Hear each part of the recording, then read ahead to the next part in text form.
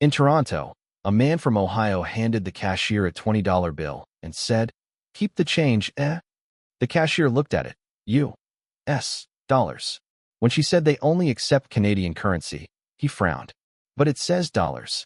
She explained that other countries also have their own dollars. He stared at her like she'd just invented a conspiracy. "So, everyone copied us?" Without missing a beat, she replied, "Yes, sir. It was a group project." He nodded proudly and said, "Knew it." In Halifax, an American couple looked genuinely confused at a beach cafe.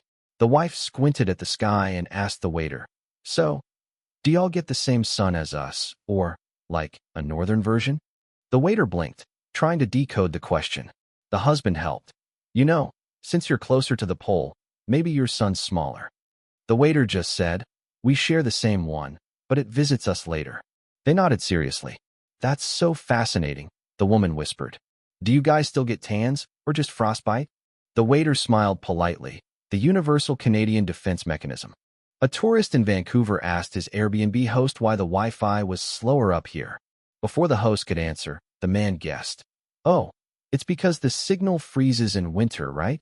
The host thought he was joking. He wasn't. He continued, "You guys should insulate your routers or something." The host said, "We'll put them near the fireplace next time." The tourist nodded, relieved, and said, "Yeah, that should help global warming too." The host later texted his friend, "We've reached the climate section of stupidity." In Winnipeg, a woman ran up to a police car shouting, "Officer, there's a moose in the parking lot." The officer calmly asked, "Are you sure it's a moose?" She said, "Big, brown, antlers." "Yeah, pretty sure." He said, "Ma'am, that's a statue." She gasped, "You people even have decoy moose? That's brilliant." He said, "Keeps the real ones humble." She nodded solemnly, took a selfie, and posted it. Canadian wildlife is fearless. Every one of these stories starts the same way, with confidence. Americans don't travel confused, they travel certain. The world, they assume, is just an extension of home. Same money, same seasons, same Starbucks sizes. When that illusion breaks, it's not ignorance they show. It's surprise that someone else's normal exists. That's not stupidity, that's geography meeting psychology. In Montreal, an American tourist tried to order a regular coffee. The barista asked, "What size?" He sighed, "Regular," as if the word had universal meaning. When handed a small cup, he frowned. "This isn't regular. Regular is, like, Vinny."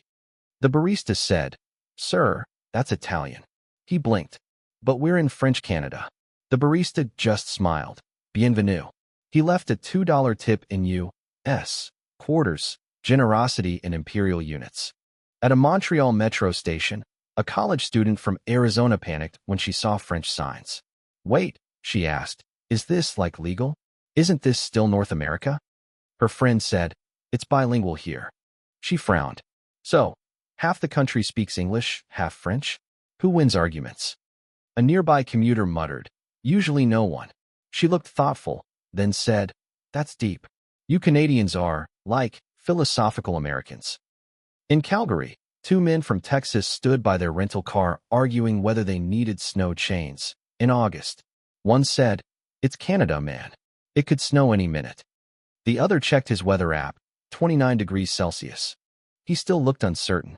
Maybe it's cold in metric. They finally asked a passerby for advice. He said, "Only if you plan to drive through a time machine." They nodded seriously. "Good to know." In a Banff hotel, a woman ran to the front desk shouting that the bathroom was on fire. Staff rushed upstairs. It was the sauna. She stood pointing at the steam, horrified. "It's burning." The clerk explained it was supposed to be hot. She said, "But it's indoors." He replied, "That's how saunas work." She whispered, "So Canada invented indoor weather?" The clerk just nodded. "Easier that way." Canada is the world's politeness lab. When Americans arrive, it's like watching confidence meet kindness, an unstoppable force versus an apologetic object.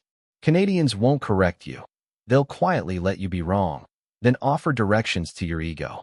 That's why these stories multiply, because politeness doesn't cure confusion. It preserves it. In Edmonton, a man complained the mall air conditioning was too realistic. He told security, "You don't have to make it this cold for tourists." They explained it was summer outside. He looked outside, shocked. Wait, it's warm? I thought the snow was just off today. The guard said, we turn it on in October. He laughed nervously, not sure if it was a joke, and neither were they. At a Toronto Maple Leafs game, an American whispered to his friend, so when's halftime? The man beside him replied, there isn't one. He frowned. Then when do they sing? The Canadian explained there are 3 periods. He looked impressed. Metric time. By the 3rd period, he stood up and yelled, let's go touchdown. Everyone politely ignored him, true Canadian tolerance. At a restaurant in Saskatoon, a woman asked if the moose on the menu were ethically raised. The waiter said, they're wild. She nodded. So, like free range? He replied, very. She sighed in relief. Good. I only eat animals that died happy. He said, then you'll love the poutine. It had a wonderful life. She clapped. You people care so much. In a Vancouver bar, a guy told me he loved visiting Second America. I asked what he meant. He said, you know, same culture, but with subtitles. He thought he was complimenting us. Then he asked, so, do y'all celebrate July 4th late? Or just skip it? I told him we have Canada Day. He blinked. Right, your version. The polite fireworks. Most Americans don't see Canada as foreign. They see it as familiar but edited from manners. To them, Canada is what America would look like if customer service ran the government. But that's the point. Their confusion isn't about borders. It's about believing there shouldn't be any. Canada isn't their opposite. It's their reflection in snow. Driving near Quebec, an American couple saw a sign that said, attention, original. The wife gasped. Oh my God, they have original moose here. Her husband nodded proudly. Yeah, probably where the franchise started. They took photos, saying, this is so authentic. When a local explained it meant moose crossing, the woman said, oh, like a wildlife logo. He said, exactly, nature's brand deal. At an airport cafe in Ottawa, a woman asked if Canadian Wi-Fi allows Netflix. The barista said, yes, ma'am. She leaned closer. But, like American Netflix? He said, we have our own version. She gasped. So you have, like, Canadian actors? He smiled. Yes, we imported Ryan Reynolds. She whispered, I thought he was one of ours. He said, you borrowed him. A man in Calgary checked the forecast. 25 degrees? That's freezing. His friend said, Celsius, not Fahrenheit. He looked offended. Why do you people make math political? He wrapped himself in a parka, sweating profusely. Locals passed by in shorts. He muttered, they must build different blood up here. Technically true, just not how he meant it. 2 tourists in Toronto argued loudly over whether Canadians fake their accents. One said, they sound like Americans trying to sound British. The other replied, no, like Americans doing Irish impressions. A local finally said, we sound like Canadians. The first guy nodded, so, neutral American. Got it. He ordered a beer, then said, wow, you even pronounce Budweiser politely. There's something deeply endearing about confident confusion. These travelers aren't cruel. They're just used to being the main characters of the planet. When they meet a country that speaks English but not their English, uses dollars but not their dollars, has summer but different summer, their brains short-circuit. Canada doesn't just challenge their geography, it challenges their self-image. At a pharmacy in Ottawa, a man from Florida asked if he could book a free surgery just to try it. The pharmacist said, sir, that's not how it works. He replied, come on, I pay taxes somewhere. She smiled, exactly, somewhere. He looked disappointed. So y'all don't take walk-ins for freedom fractures? She said, only if it's maple-related. He left muttering something about communism and crutches. In a diner in Regina, a woman looked shocked at her breakfast plate. This bacon's round, she said. The waiter nodded. Canadian bacon. She gasped. So your pigs are different. He said, yes, ma'am. Politer. She whispered, that explains the flavor. The waiter just smiled. In Halifax, a man stared at the Atlantic and asked a local fisherman, how far to drive to Europe from here? The fisherman said, about 1 very wet drive. The man laughed nervously. No, seriously. He wasn't kidding. The fisherman finally said, you'll need a submarine or faith. The guy nodded, got GPS. The fisherman sighed, you'll need Jesus. In a Toronto subway, I heard an American student proudly declare, "I've been to every part of America, even Canada." His friend said, "Dude, that's another country." He paused, thinking hard, then said, "So when did that happen?" The friend replied, "About 150 years ago." He nodded slowly. "Man, they should really advertise that. Welcome to Canada," apparently still a rumor. Maybe the funniest thing about all this isn't the confusion, it's the sincerity. Americans don't mean harm, they mean home. They look at Canada and see a friend, a sibling, a mirror that quietly reflects their confidence back at them with frost. And Canada, being Canada, will just smile and say, "It's okay. You're almost right." At a rest stop in Manitoba, an American trucker asked if he could see the wall. The attendant said, "What wall?"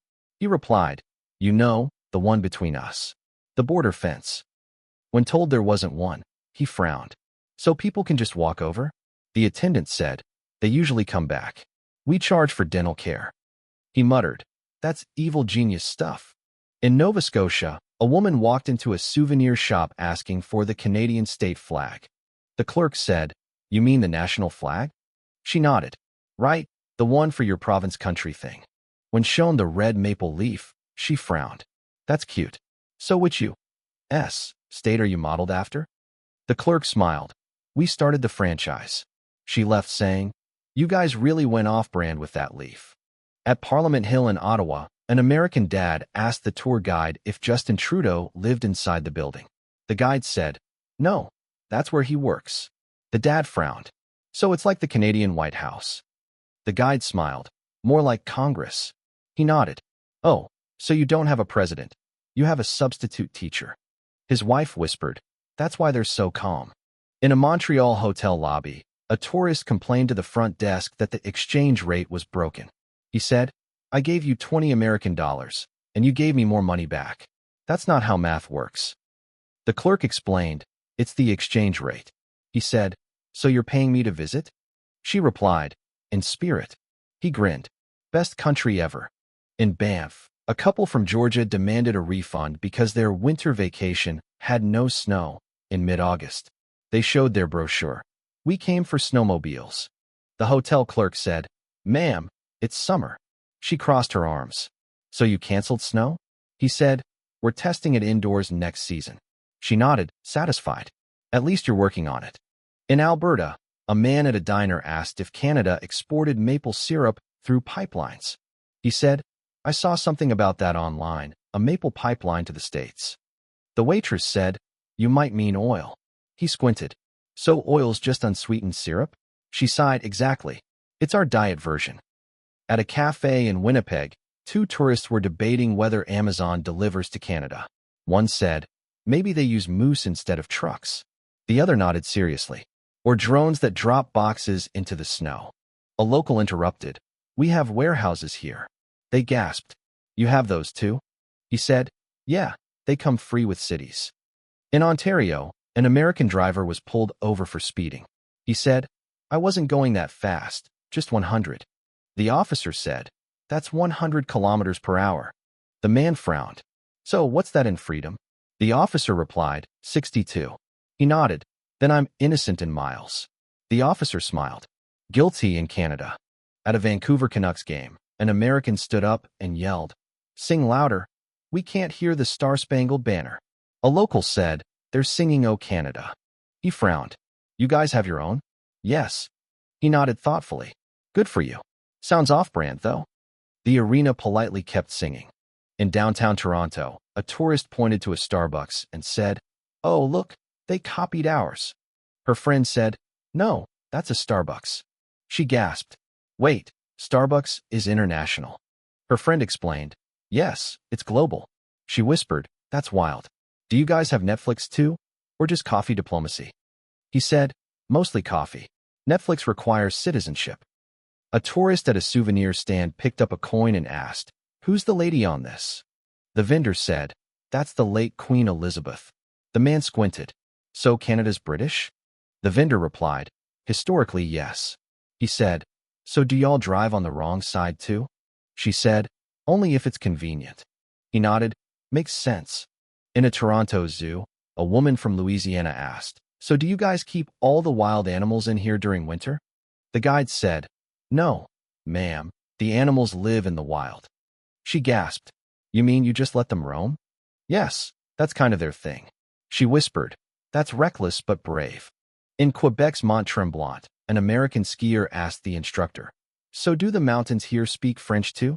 The instructor laughed, but the tourist was serious. He said, Do you name your slopes in French? The instructor said, Oui. He replied, I knew it. Bilingual nature, that's so Canadian. At Toronto Pearson Airport, a man saw a vending machine labeled Rapid Test Kits. He pointed and said, Oh, that's your healthcare system. Just grab and go? The attendant said, That's not quite it. He said, No wonder you guys love socialism. It's convenient. She smiled. We're working on drive-through surgery next. He looked impressed.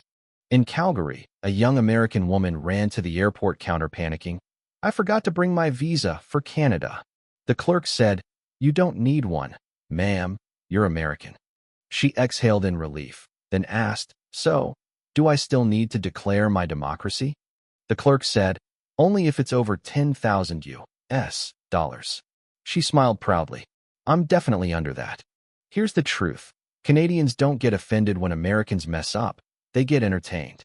Because deep down, these confusions reveal something honest. America doesn't look down on Canada. It just forgets to look sideways. For them, Canada's not foreign. It's imaginary until proven polite. And maybe that's the most Canadian victory of all, to stay humble enough that the world keeps mistaking you for a myth.